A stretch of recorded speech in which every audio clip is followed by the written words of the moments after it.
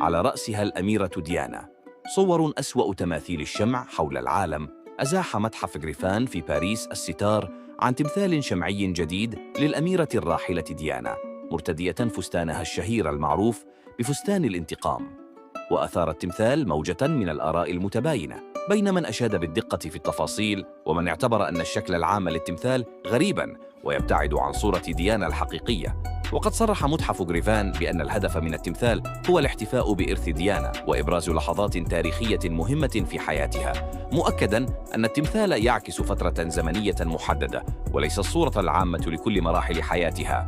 سبق وأن واجه تمثال للأمير ويليام في بولندا انتقادات واسعة ووصف بأنه يشبه توني بلير المحجوز. وواجهت تماثيل الملكة إليزابيث والأمير فيليب والأمير هاري وباقي أفراد العائلة المالكة انتقادات لاذعة، حيث اعتبرها البعض غير محترمة وتعكس صورة مشوهة للشخصيات التاريخية.